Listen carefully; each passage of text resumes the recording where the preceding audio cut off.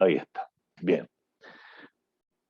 Ahí ustedes ven una diapositiva absolutamente general en la cual básicamente indica lo que vamos a estudiar. En parte, por cierto, ya se lo ha indicado el doctor Fuentes, y solo me resta indicarles a modo general que ustedes pueden ver allí separado en dos partes esta diapositiva, en que yo voy a ir indicando con el cursor en algunas oportunidades cuando me parezca relevante hacerlo. Ustedes pueden ver aquí en azul fisiología y acá ven enfermedades o fisiopatología, pero que también en el caso de las enfermedades vamos a hablar, además de la fisiopatología, vamos a hablar del diagnóstico de laboratorio. No ¿Bien? manches, ya con... Hay un micrófono por allí, por favor, lo pueden bloquear. Y,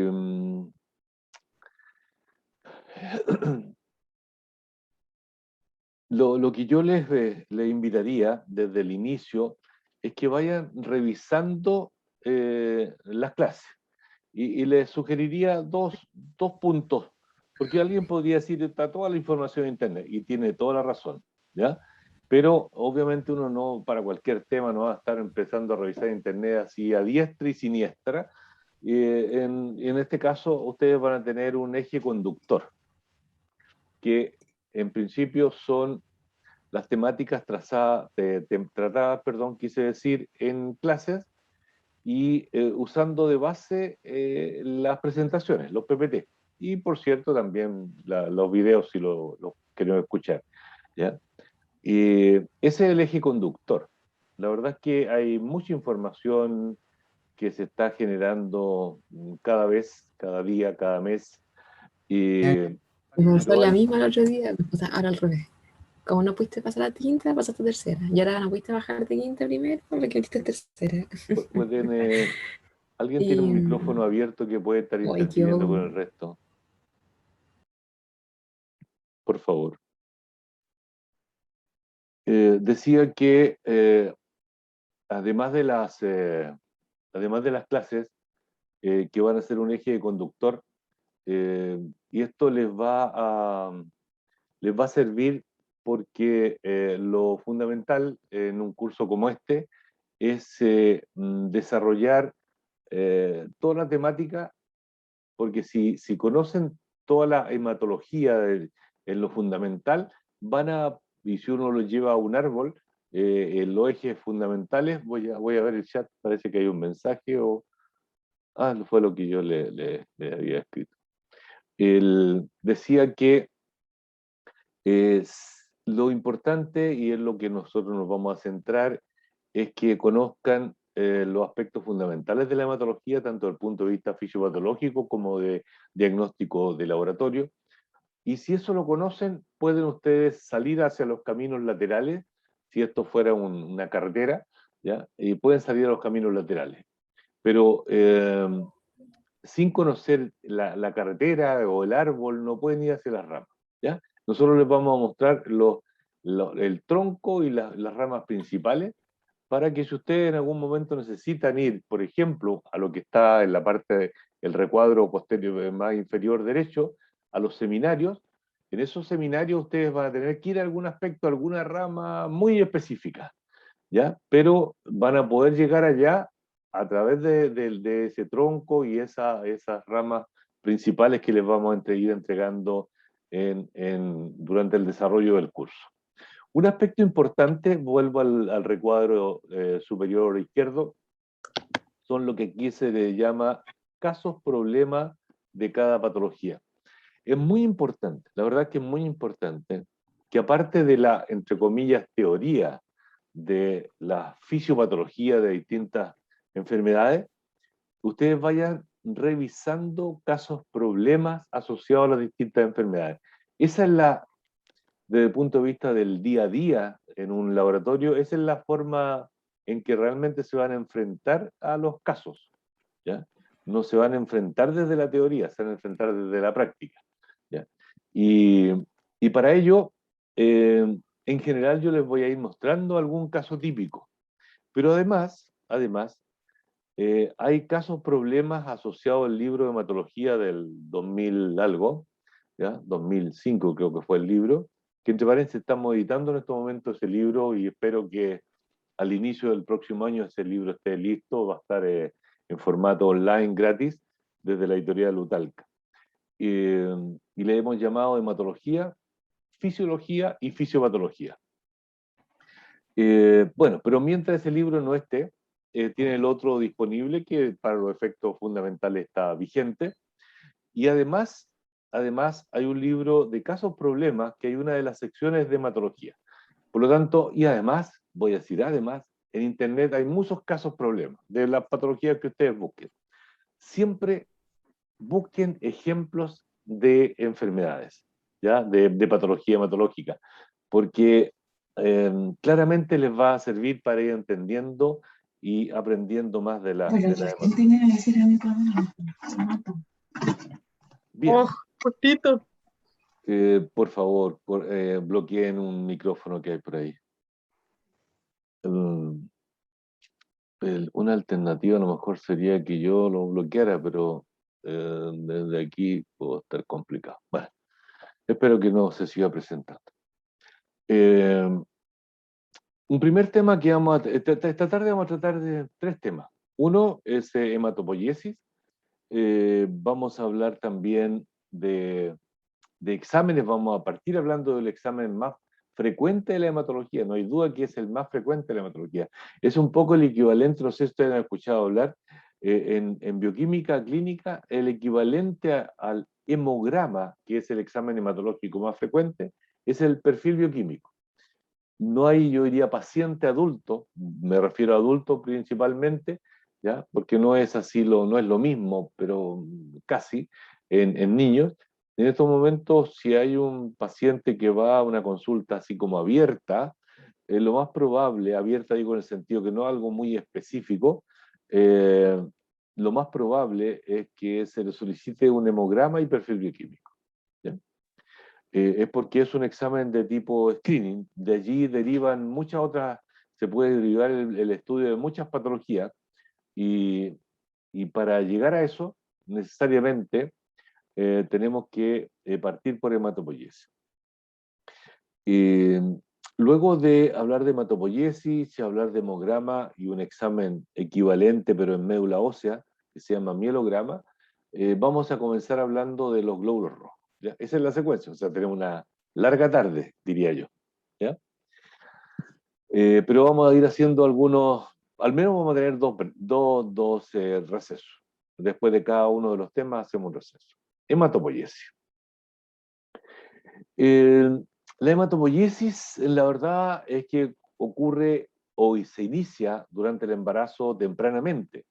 Se inicia al comienzo a nivel del saco vitelino y posteriormente en hígado y vaso. Eh, no me voy a detener mucho en esto, ¿ya? Porque me interesa más bien la hematopoiesis que ocurre en médula ósea. Pero en esta gráfica, y con esto cierro esta etapa durante el embarazo, durante la gestación, aquí ustedes pueden ver que la hematopoiesis ocurre inicialmente los 2 primeros meses, 2 meses y tanto, saco vitelino, luego empieza al mes 1 hasta final del embarazo en hígado y con menos intensidad y con un periodo un tanto menor a nivel del vaso, a nivel esplénico. Y a partir de la mitad del embarazo aproximadamente empieza a desarrollarse la hematopoiesis en la médula ósea para llegar hacia el final del embarazo en su mayor expresión. Y las otras expresiones o formas o lugares de hematopoiesis prácticamente desaparecen. Queda, debo decirlo, la potencialidad, y de hecho en algunas patologías ocurre, la potencialidad que hígado y vaso desarrollen hematopoiesis posterior al embarazo, pero eso es anormal, debo decirlo. ¿Bien? La hematopoiesis después del término del embarazo, después del nacimiento, es fundamentalmente en la médula ósea. Médula ósea que está ubicada en interior de los huesos, ustedes pueden ver vértebras, esternón, costillas, fémur, tibia, huesos planos y huesos largos.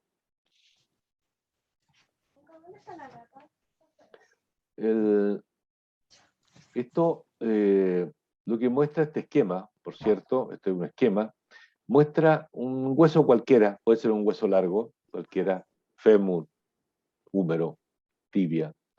Y lo que se muestra, o lo que a mí me interesa, es que ustedes entiendan que aquí entra sangre vía arterial y sale sangre vía venosa, como en como en todos los tejidos. ¿Ya? Ahora, si hacemos una especie de zoom, ya que estamos en el zoom aquí, vamos a ver esto que está acá. ¿Ya? Esto que está una sola unidad, pero que está repetido muchas veces en la médula ósea, que son pequeños capilares entre los cuales, por cierto, comunicados con una arteriola y una vénula de salida, arteriola de entrada, vénula de salida, ¿ya? Que entre ellas están los espacios hematopoyéticos. Y a esos espacios hematopoyéticos es lo que nos vamos a dedicar. Es allí donde se forman las células que están en la sangre. Células que, por cierto, ustedes saben, son glóbulos rojos, glóbulos blancos y plaquetas. Pero se forman allí, en estos espacios hematopoyéticos. ¿Bien? Y si hiciéramos un super zoom, ¿ya? Veríamos algo así. Estos no son fotos, es un esquema. Y si esto que está aquí, más blanco, representa un corte transversal de una de estas capilares, ¿ya? Veríamos que alrededor de eso, que sería el espacio hematopoyético, como mencionaba antes, ¿ya? Están madurando células, ya hablaremos de este proceso de maduración que ocurre a través de, pero en algún momento, cuando la célula está madura, solo, en situación de normalidad, solo salen a circular células maduras. Las células inmaduras en proceso de maduración no salen a circular, normalmente. ¿Bien? Esto sí es fotografía, y ustedes pueden ver en esta fotografía, eh, este es un hueso cualquiera, ¿ya? Que está en las partes de aquí del hueso, y en la parte interior del hueso ustedes pueden ver tejido hematopoyético, la médula ósea propiamente tal. Esto es con un aumento menor, seguramente. Digo, no tengo notado que esto es una biopsia en realidad, no es un, ya hablaremos de mielograma versus biopsia, pero es médula ósea hecho el estudio con una biopsia, es decir, no se desarma la médula ósea. Aquí se hizo un corte, se fijó y se tiñó posteriormente. ¿Bien? El, ya hablaremos de eso después. Pero si ustedes observan acá, ¿ya? Esto tiene un poquito más de aumento, ¿ya? Y se ven estos espacios blancos que están acá, es tejido adiposo. Este tejido adiposo empieza a aumentar a medida que se aumenta de edad. Las personas mayores deberíamos tener menos tejido hematopoyético, pero más tejido adiposo. ¿Ya? Eso va a depender de cada persona, pero eso efectivamente es así. ¿Ya? Y todo esto que está en color más oscuro, permítanme decirlo así, son todas, si uno le hiciera un super zoom aquí, vería muchas células con cierto grado de detalle. Y para allá vamos a ir estudiando.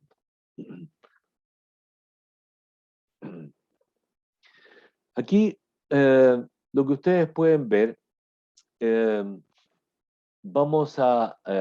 aquí ustedes pueden ver vasos pequeños, de los que ya les he estado hablando, de estos capilares, ¿ya? Y este es la parte del hueso, y en su interior están estos espacios hematopoyéticos de los que ya les he estado hablando, ¿ya? Entre estos capilares y entre los límites del hueso, ¿ya? Entre el endostio, es donde se empiezan a formar las células sanguíneas.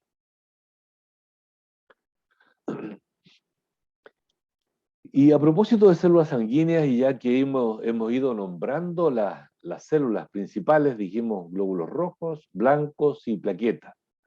Y vamos a hacer una primera separación en los glóbulos blancos. Granulocitos y linfocitos monocitos. ¿Ya? Porque no son los granulocitos, para que lo vayan recordando, son los eosinófilos, los basófilos y los neutrófilos. Los neutrófilos son el mayor porcentaje. ¿Bien? Y por otro lado están los linfocitos, tanto B como T y otras subpoblaciones, y los monocitos. Pero por ahora, lo que me interesa en realidad mencionar es que la serie eritroblástica, cuando hablamos de serie, se refiere a toda la secuencia de células que forman parte de este grupo celular, desde más inmaduro hasta el glóbulo rojo. ¿Ya? Y en el caso de la serie granulocítica también, se refiere a una proceso de maduración y por lo tanto vamos a ver varios estadios celulares. Y aquí ya empiezan a aparecer los estadios celulares. En términos generales, el proceso hematopoyético es un proceso que implica dos conceptos y que a diferencia de otras oportunidades lo he registrado acá. Aquí ustedes observan maduración desde izquierda a derecha y diferenciación de arriba a abajo, o de abajo a arriba también, para efecto de, ya lo explicaré de qué se trata. ¿Bien? El punto es que en la hematopoiesis siempre se parte de una célula pluripotencial, de una célula madre. Existen células madre para distintos tejidos, esta es una célula madre hematopoyética. ¿Bien? Y en la cual existen unas etapas en que si uno las mirara al microscopio no las podría reconocer en realidad como células. Son células mononucleares, pero la única forma de reconocer las diferencias entre ellas es a través de cultivo celular. Las células que se reconocen morfológicamente al microscopio están en esta etapa, ¿ya? En una etapa más avanzada. Y toda una etapa inmadura o muy inmadura, pero que ocupa poco número de células. O sea, son pocas las células inmaduras, proporcionalmente hablando, respecto a las células maduras. Las células maduras ocupan un mayor porcentaje respecto a las células muy inmaduras. Entonces, recuerden que el proceso hematopoyético implica un proceso de maduración desde muy inmaduro a maduro y un proceso de diferenciación. Esta célula troncal, una célula troncal, para efecto del ejemplo, se va a diversificar en todas estas células distintas, ¿ya? En los linfocitos T, linfocitos B, en eosinófilos, eritrocitos, etcétera, etcétera, etcétera, ¿ya? Que son las células que salen a la circulación. Y esto es algo parecido, solo que hay unas figuras, ¿ya? En este proceso de, ya dijimos, maduración así, diferenciación en este otro sentido. De alguna manera, la diferencia con el anterior es que hay imágenes, ¿ya? Estas son etapas muy inmaduras en que las células se reconocen por cultivo, estos son cultivos celulares, y acá ya son células que están teñidas con una tinción especial para observar células sanguíneas, en la médula ósea y en periferia. Cuando digo sangre periférica, me estoy refiriendo a sangre que circula por vena y arteria. ¿Okay? Ya iríamos hablando de estos tipos celulares. ¿Ya? Aquí hemos separado a estas células del proceso de maduración y de diferenciación en dos grandes grupos, que nos aleja de lo que ya he dicho antes. Observen ustedes, células madres o de división, las más inmaduras, menos del 1%, o sea, cerrémoslo en el 1%. Las más lejos, el 99% de las células están en este otro grupo, en los grupos de células que ya tienden a reconocerse, algunos muy bien y otros más o menos, ¿ya?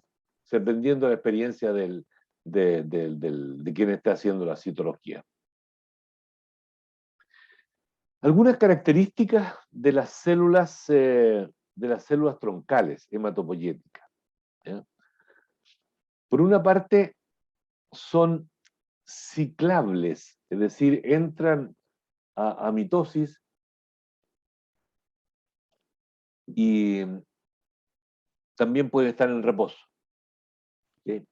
Por otro lado, siempre se mantiene en situaciones de normalidad, aclaro, porque hay patologías. En situaciones de normalidad son, entre comillas, inmortales, en el sentido que siempre se van replicando, ¿ya? Pero va quedando células troncales de reserva. Por otro lado, pluripotentes, es decir, ya he dicho, ¿verdad?, que dan origen a distintas líneas celulares. ¿Ya? Por otro lado, hay una característica importante desde el punto de vista clínico. Lo adelanto porque está dentro de sus características de células troncales hematopoyéticas. ¿Ya? Está la posibilidad de movilizarlas, sacarlas desde la médula ósea a la circulación. La verdad es que circulan células troncales en sangre periférica, pero en una cantidad ínfima, pero muy pequeña. ¿Ya? Pero ustedes seguramente han escuchado hablar de trasplante, y hay un tipo de trasplante que es trasplante de médula ósea, que es un nombre, voy a decir, histórico. Lo más correcto hoy es hablar de trasplante de células troncales hematopoyéticas, ¿ya? Porque hoy día no se están obteniendo células, salvo alguna excepción rarísima, no se obtienen las células troncales desde la médula ósea, sino que se obtienen desde sangre periférica. Y ahí está el concepto de movilizable. Existen formas de aumentar la salida de células troncales desde la médula ósea periférica para desde allí concentrarlas y luego de un proceso trasplantarlas a un receptor. Y por otro lado, en otro momento hablaremos un poco más de eso, ¿ya? Por otro lado, está la posibilidad, como existe con otras células, tanto maduras como inmaduras, de reconocerlas, ¿ya? De reconocerlas a través de un inmunofenotipo. Y voy a poner como ejemplo de CD, usando citometría de flujo, ¿ya? Citometría de flujo que seguramente ustedes recordarán, usa de base, ¿ya?, un anticuerpo monoclonal. Cuando digo un anticuerpo, debería decir anticuerpos monoclonales marcados con fluorocromo para reconocer tal o cual proteína de periferia o de la membrana de la célula. En este caso, la más importante es CD34. No digo que las otras no lo sean, pero se le identifica principalmente a las células troncales hematopoyéticas por tener en su membrana la proteína CD34. Por otro lado, esto de anidarse o anclarse en la médula ósea es porque estas células, como otras, tienen esta relación ligando-receptor y que les permite estar en ciertas localizaciones.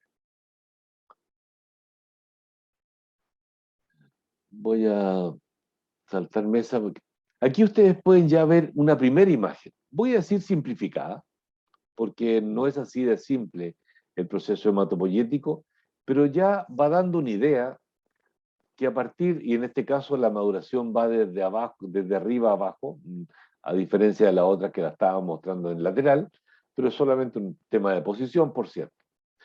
Esa célula troncal hematopoyética, ustedes pueden ver, y me voy a permitir algunos minutos aquí, aprovechando que es una imagen simplificada. Es bueno que la logren entender bien, para que después otras imágenes sean más fáciles de seguir. Observen ustedes que a partir de estas células troncales aparecen dos tipos celulares en el proceso de maduración y de diferenciación: células troncales mieloides y células troncales linfoides. Y observen, linfoide está solamente los linfoides, literalmente solo los linfoides. En algún momento uno podía aquí armar dos ramas, si pasa o no por el timo, y decir linfocitos B y linfocitos T, pero son solo linfocitos, por la complejidad, con la complejidad que tenga. Los linfocitos son células muy importantes, etcétera, ¿ya? Del sistema inmune.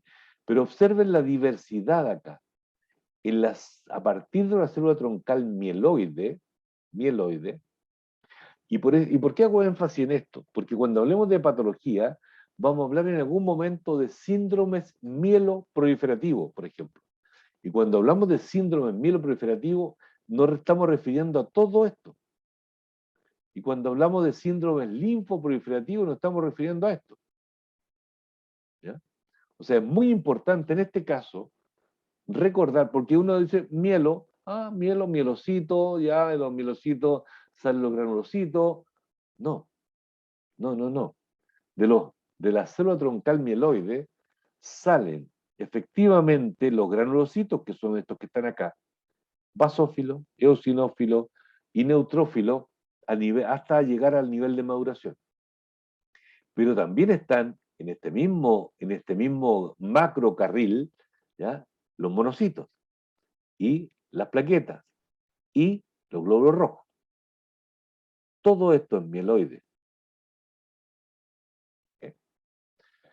Ya hablaremos de los estadios madurativos, que ustedes los pueden ver aquí en los neutrófilos y por acá en los eritroblastos o la serie eritroide. Para que aquí está 1 a 1. Aquí no se nota cuáles son células más importantes desde el punto de vista porcentual, pero que para que vamos teniendo una idea, aunque no es exactamente, no voy a mencionar las cifras por ahora, los que ocupan un mayor espacio, un mayor volumen dentro de la médula ósea son los granulocitos, pero dentro de los granulocitos los neutrófilos. Y le siguen la serie eritroide. Quedémonos con esa idea por lo pronto. Aquí vamos a empezar a nombrar ya los distintos estadios madurativos. Aquí está solo la serie eritroide, la que mencioné acá, esta serie. ¿Ya? Y esta serie eritroide tiene, por cierto, células muy inmaduras, hasta glóbulos rojos que están en circulación. Acá vamos a partir de una etapa que se le llama proeritroblasto. Proeritroblasto. Todo esto en la médula ósea, hasta aquí. ¿Ya? Pero observen que esta célula está tanto en médula ósea como en sangre periférica, los reticulocitos. Y la secuencia de maduración es proeritroblasto, eritroblasto basófilo, eritroblasto policromático, eritroblasto ortocromático. Aquí ya la célula eritroblasto pierde, es expulsado el resto del núcleo que queda, y de aquí los reticulocitos y glóbulos rojos maduros son anucleados. El reticulocito, que le falta un nivel de maduración para llegar a ser glóbulo rojo maduro, permanece en circulación alrededor de un día, todavía en calidad de reticulocito, pero es un porcentaje bajo, del orden de 1% de todos los glóbulos rojos en circulación. Uno podría identificar aproximadamente, digo el 1%, con algún margen, 1.5 también es normal, ¿ya? De los glóbulos rojos son reticulocitos, es decir, que todavía les falta maduración. Y se demora 24 horas aproximadamente en terminar su proceso de maduración. En situaciones, todo esto que estamos hablando es normal. ¿Okay? Ya hablaremos de patología en otro momento. Este es el proceso de maduración de los granulocitos. Y vamos a partir con un nivel de maduración desde que la célula se puede reconocer. Todo lo que estaría en esta eventual figura, desde mielocito hacia arriba, desde el punto de vista madurativo, es decir, hasta la célula más inmadura, que es la célula troncal, son células que no se reconocen morfológicamente. ¿Ya? Lo propio, perdón, bien digo ahí, lo propio ocurre con esto. ¿Ya? De aquí hasta la célula troncal no son células reconocibles morfológicamente. Estas que están aquí sí se les puede reconocer. Estos son figuras, no son fotos, pero uno puede reconocer esas células. Lo propio ocurre aquí. Desde mieloblasto hasta una célula segmentada, uno las puede reconocer morfológicamente. Con algún margen de error mínimo, si uno cuenta 100 células, se podrá equivocar en una diferencia de un nivel de maduración a otro. ¿Okay? Pero desde el punto de vista patológico, eso no tiene ninguna importancia. Los porcentajes son importantes en clínica en las magnitudes. 1% más, 1% menos, no tiene representación alguna, implicancia alguna en clínica. Bien. Vamos a hacer la misma secuencia que hicimos antes. Después del mielocito hacia la maduración, está la célula promielocito, el promielocito. Esta es una célula fácil de reconocer. Ya les mostraré algunas células. Luego están los mielocitos. Termino la secuencia y les voy a dar una explicación aquí en el medio. Los mielocitos. Luego los juveniles, los basiliformes y los segmentados. Estas figuras, la verdad es que no ayudan mucho para acercarse a la realidad, pero solo están representando el proceso para mostrarles la maduración. Pero ya veremos fotos. Y aquí ustedes pueden ver también que hay una célula, que en este caso son los basiliformes, que están también en la médula ósea, pero también están en periferia. En un pequeño porcentaje, hasta un 2-3%, pero generalmente no supera el 1-2% en periferia. ¿Ya? Les explico, sí, que a nivel de mielocito, aquí uno puede ya a través de el hecho de que falte un núcleo ahí es solo omisión involuntaria, ¿eh? No es que claramente sin núcleo, no, omisión o error. Le decía que en esta etapa de mielocito se puede ya reconocer si el mielocito es de los tres tipos de granulocitos, si el mielocito es eosinófilo, es basófilo o es neutrófilo. Lejos, la gran mayoría en situación de normalidad van a ser neutrófilos. ¿Ya? Muy rara vez, o un porcentaje muy bajo, van a ser eosinófilos y más bajo aún basófilos. Y se les reconoce por su citoplasma en la tinción. Aquí aparecen unas características de estas tres series que le he estado, bueno, yo le he mencionado básicamente 2 series hasta el momento, pero muy al pasar, por lo pronto también mencioné mediacariocítica. Veamos la primera. ¿Qué pasa a medida que los eritroblastos van madurando hasta glóbulos rojos? Observen algunos detalles. Aumenta la hemoglobina en el citoplasma y después ya en la célula porque el núcleo es eliminado. Y por otro lado, a propósito de que el núcleo es eliminado, se va reduciendo el tamaño del núcleo del eritroblasto hasta que es expulsado. ¿Qué pasa con los granulocitos? Va reduciendo el tamaño de la célula. Se parte de una célula más grande. ¿Ya? Otro dato importante, se va obteniendo y se va observando una granulación específica que permite distinguir a los neutrófilos de los eosinófilos de los basófilos. Pero recuerden, siempre en normalidad van a ser muchos, pero muchos más los neutrófilos. Y este dato es muy importante porque ocurre en todos los granulocitos. Se va segmentando el núcleo. Se parte de un núcleo que no es segmentado y se va aumentando la cantidad de segmentos, que generalmente no supera los 4 o 5 segmentos en situación de normalidad. ¿Y qué pasa con los megacariocitos? Los megacariocitos, recuerden, que dan origen a las plaquetas. Y ese proceso, que por ahora lo vamos a mencionar así muy al pasar, el próximo semestre cuando hablemos fundamentalmente de hemostasis, nos vamos a meter ahí más, vamos a hacer un zoom más importante con las plaquetas, vamos a entrar un poquito más en ese detalle, pero por lo pronto, permítanme decirles que, estoy buscando por aquí, ya. Imagínense que este es un megacariocito, y el megacariocito a medida que va madurando, su citoplasma va obteniendo características de maduración que desde el punto de vista morfológico va obteniendo una coloración que ya veremos en alguna foto, ¿ya? Eh, Inicialmente, una célula megacariocítica inmadura es muy basófila, muy azul en el citoplasma, y eso lo va perdiendo, se va poniendo un poco más hacia el color rosado, rojo, y por otro lado, el núcleo de esta célula se va lobulando significativamente. Un dato que no sé si lo observaron por ahí en una foto anterior que se vio, pero ya haremos énfasis en esto.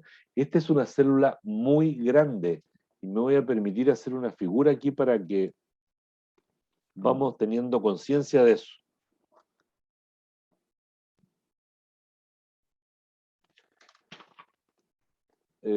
¿Alcanzan a distinguir? Sí. La célula que está más grande, y no he registrado núcleo solamente para ver el tamaño, la célula más grande allí representaría un megacariocito. La célula chica representaría un granulocito. ¿Ya? Es una célula muy grande respecto a las otras células de la médula ósea. ¿Ya? Ocupan un pequeño número, pero son fácilmente reconocibles por el tamaño. Esto muestra claro, cuando ustedes vieron esa figura en que partíamos de célula troncal, las células mieloides, y se iban diferenciando entre ellas, y por otro lado estaba la serie linfoide, y había un proceso de maduración en esa figura, estaba en el sentido vertical, y de diferenciación en el sentido horizontal para esa última figura. Por cierto, eso no ocurre al azar. Este es un fenómeno muy regulado en que intervienen factores estimuladores de colonia, intervienen citoquinas, interleuquinas de distinto tipo.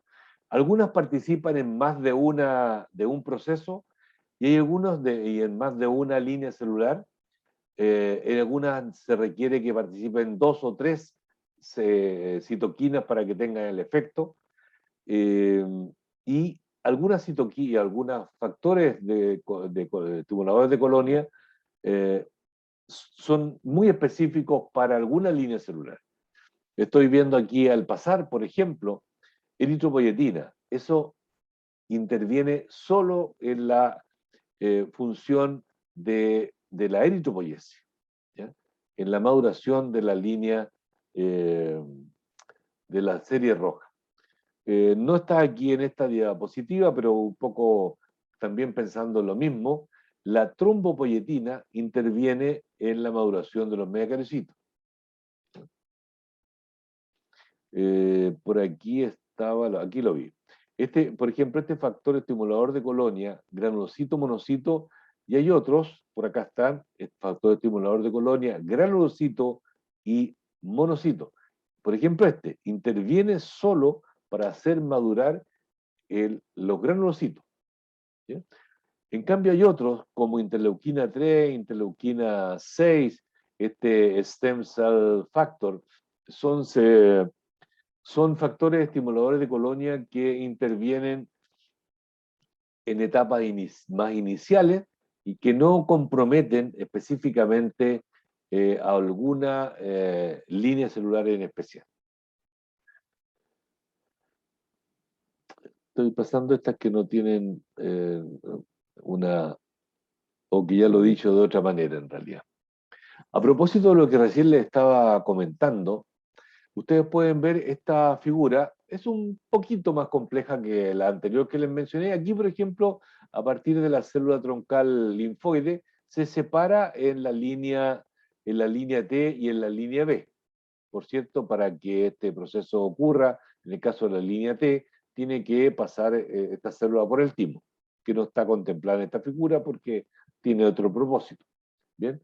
Pero ustedes pueden ver que en cada paso, no siendo todos los pasos los que están acá, en cada paso hay algún factor de estimulador de colonia o más de uno que está interviniendo. ¿Bien? Bien. Ese es el proceso hematopoyético. ¿Qué me gustaría que les quedara así como un elemento central más allá de lo que pueden estudiar posteriormente? que el proceso hematopoyético es un proceso complejo. Las figuras lo muestran simplificado. 2, que está finamente regulado a través de citoquinas y factores de maduración que permiten que esto, en situación de normalidad, estas células salgan maduras a circulación. ¿Bien? No salgan células inmaduras a circulación. Les puedo asegurar de tal manera eso. Yo todos los días informo hemograma.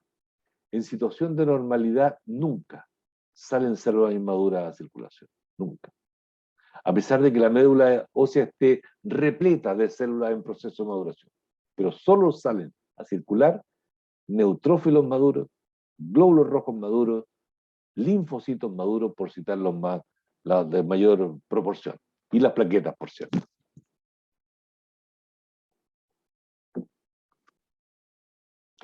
Ahora, ¿cómo estudiar la médula ósea? ¿Ya? ¿Cómo estudiar la médula ósea? Lo voy a decir al pasar por ahora porque hay en otro bloque hay una diapositiva más adecuada. Pero en términos generales, ustedes pueden ver aquí en distintos tamaños de letra la importancia en realidad. Eso quise representar allí. Ustedes pueden ver mielograma y voy a mostrarles luego algunas fotos sobre esto, pero prácticamente, inicialmente por lo menos le voy a mencionar que básicamente esto es un aspirado de médula ósea. ¿Ya? Se obtiene un volumen pequeño de médula ósea del orden de no más de 0,5 ml y se observa al microscopio después de teñir la muestra. En cambio, la biopsia, que es menos usada, lejos, mucho menos que el mielograma, pero que para ciertas situaciones se requiere, ya sea que el mielograma no fue suficientemente, voy a decir, la información no fue suficientemente adecuada, ¿ok? O a veces ocurre que la muestra no se logra obtener por aspirado, ¿ya? Ocurre. O a veces hay ciertas patologías que en lugar de mielograma requieren, porque ya los estudios han mostrado que es mucho más decidora la información de una biopsia que del mielograma. En el caso de algunas patologías, como por ejemplo, estoy recordando hacia el pasar, linfoma, que es una patología oncohematológica. ¿Ya? Y en este caso, no es un aspirado, es una especie de corte de un trozo. Es como cuando hace una biopsia de cualquier tejido. ¿Ya? Se corta un trozo del tejido, se fija en formaldehído o paraformaldehído, luego se impregna con parafina y luego se hacen cortes con micrótomo, luego se tiñen y se observan al microscopio. Eso es un nervio, pero no se desarma la arquitectura. En el mielograma se desarma la arquitectura. El mielograma muestra muy bien la densidad celular y las características citológicas y los porcentajes de células. Y es más fácil obtener la muestra. Y es más fácil de procesarla también. La biopsia, el proceso es más complejo y la obtención de la muestra es más compleja también. Los otros tres que están acá, en la parte inferior, no se usan en clínica. Se usan solo cuando se está investigando algo particular de la hematopoiesis y allí pueden ser estos de utilidad. Estas son algunas imágenes de médula ósea. No voy a entrar en el detalle de qué tipo celular son porque la otra presentación nos va a ayudar un poco más en esto. Creo que estos son cultivos celulares, por ejemplo, en médula ósea, que ya les comenté que son importantes para reconocer células que no son reconocibles morfológicamente. En otras palabras, las células más inmaduras. Aquí se observan algunas líneas celulares que todas estas células que están acá, salvo los glóbulos, les muestro, estos que están aquí son glóbulos rojos, no tienen núcleos, son células maduras. Aclaro el siguiente elemento, si en algún momento ustedes tienen oportunidad de ver un mielograma, van a observar células maduras también, ¿ya? Sí, es porque se destruye toda la arquitectura, por lo tanto se rompen pequeños vasos sanguíneos allí, y por lo tanto la muestra que se obtiene es una mezcla de médula ósea con sangre periférica. Pero si la muestra fue bien tomada, lo que prevalece es la médula ósea. Pero estos glóbulos rojos, y de hecho también debo hacerlo, los recuentos celulares de los mielogramas son solo de células nucleadas. Por lo tanto, estos glóbulos rojos no se cuentan. Solo células nucleadas. ¿Ya? Porque interesa ver la célula del proceso de maduración de la médula ósea. Y aquí ustedes pueden ver, estas células que están acá son eritroblastos, en distintos estadios de maduración. Ustedes pueden ver, y aquí hay que observar tanto núcleo como citoplasma. El citoplasma más basófilo, más azul, siempre es más inmaduro, de la línea celular que sea. ¿Ya? Y aquí y significa que esto va adquiriendo, ¿se acuerdan que yo les decía que durante el proceso de maduración iba aumentando la hemoglobinización, es decir, la síntesis de hemoglobina? Pues bien, aquí se observa claramente, entre este y este, o entre este y este también, esta célula es más inmadura, menos hemoglobina, casi nada, y aquí ya la hemoglobina está siendo sintetizada y se está expresando en la tonalidad del color del citoplasma. Y un estadio más avanzado está.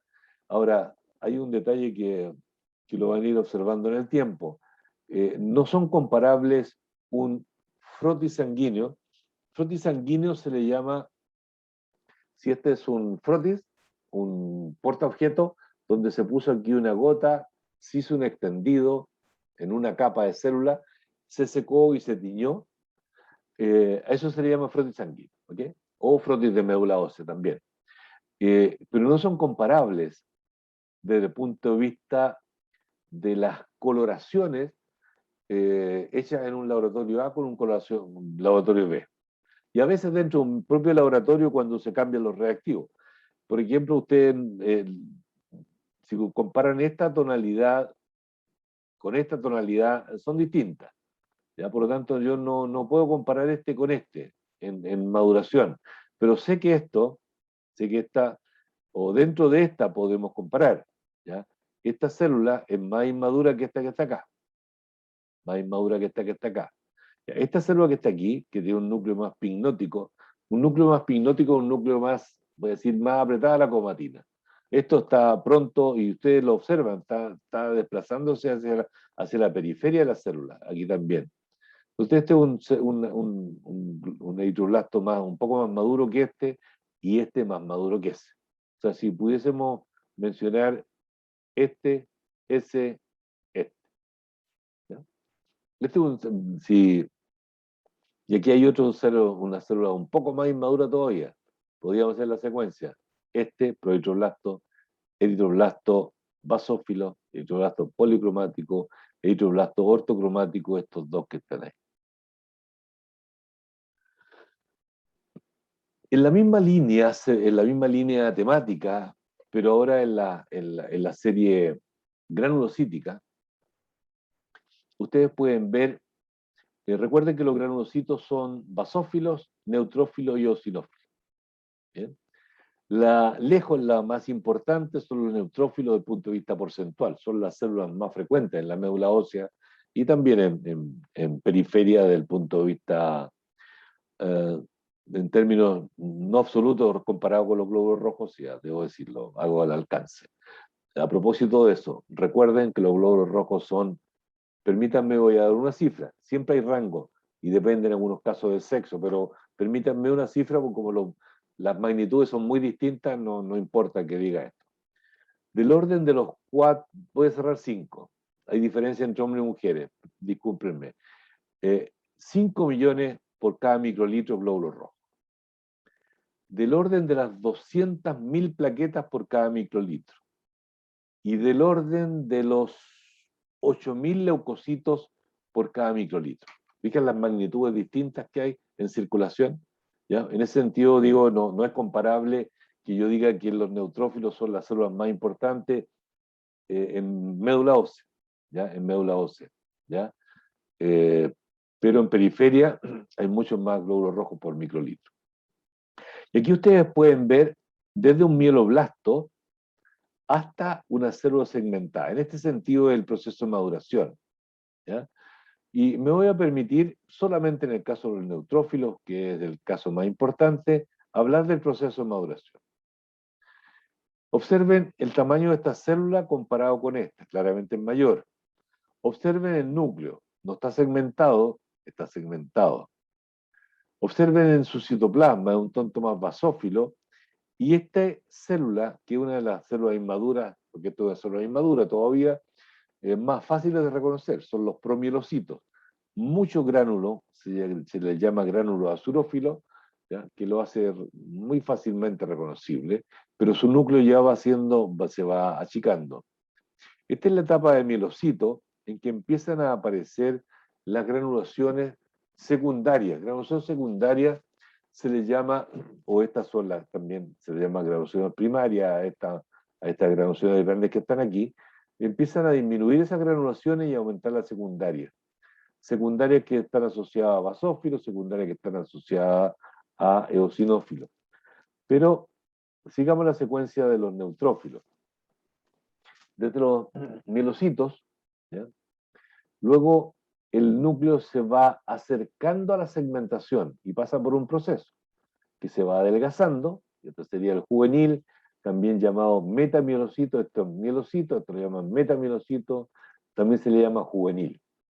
Y en la etapa intermedia, que aquí en esta figura original no está representada, desconozco la razón, lo tomé de internet, pero hay una falta, un estadio, y que es esta, que es el del basidiforme. El basidiforme es un poco más acercándose a la segmentación, pero todavía no segmentado. Entonces, entre el juvenil y el segmentado, sigue el proceso de segmentación. Para algunas personas le es difícil reconocer la diferencia entre un basidiforme a veces y un segmentado, y puede equivocarse en uno que otro, pero finalmente es uno que otro, no más que eso. Esto solamente para mostrar los megacariocitos. Y si ustedes observan aquí, hay un megacariocito y células más pequeñas, sin intentar reconocerlas porque no está adecuada la tinción, pero ustedes pueden ver que claramente un megacariocito es todo esto y la otra célula es esto. O sea, claramente son células muy grandes.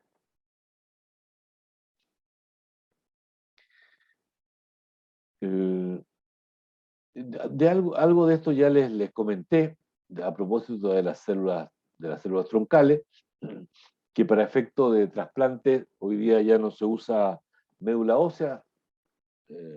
Puede existir alguna excepción, pero es rarísimo. Pero antes sí, antes se obtenía médula ósea de la cresta ilíaca, varias aspiraciones, todo esto por cierto en forma aséptica, luego se filtraba y las células eran trasplantadas vía venosa al receptor. En este caso, la vía venosa de recepción sigue siendo válida, de allí entra circulación y alguna de las células troncales se anida en la médula ósea, ¿ya? Que es lo deseable, ¿ya?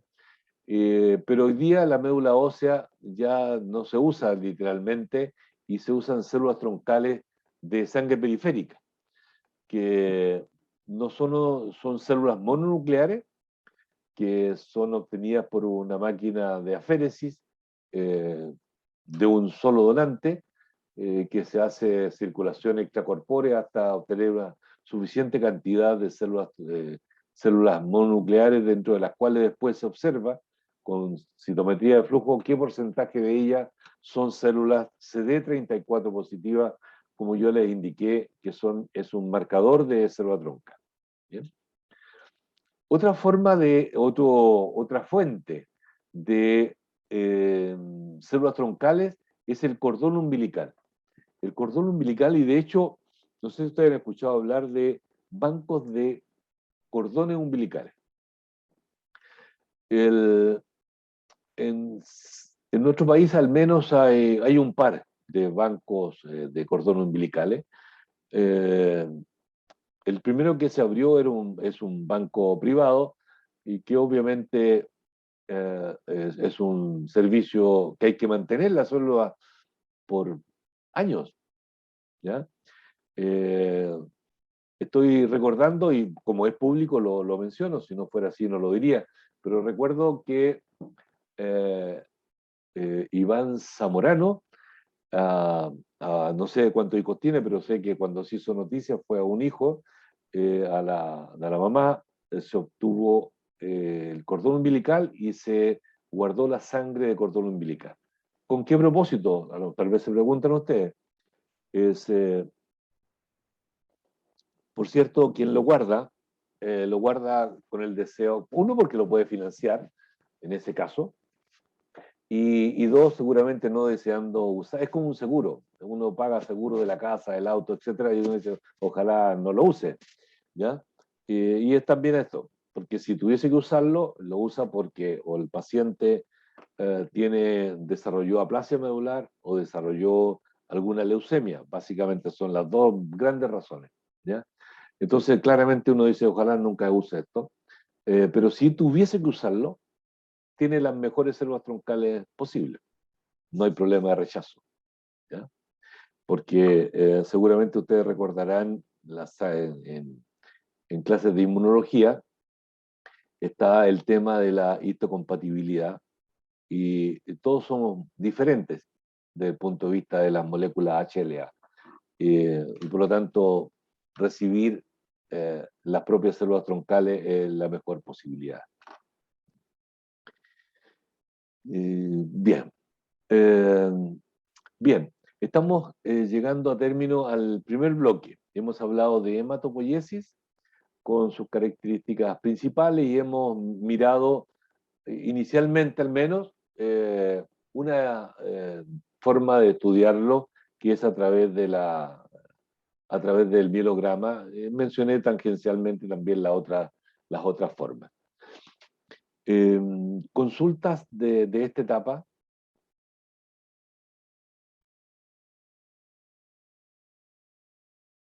Bien, parece que no hay consulta de esta etapa. Lo que vamos a hacer un break de unos 15 minutos. Son las 4:10, a las 4:25 nos conectamos de nuevo. Yo no voy a cerrar voy a cerrar solamente cámara y audio y no voy a cerrar el link, por cierto. Bien, y voy a dejar de grabar.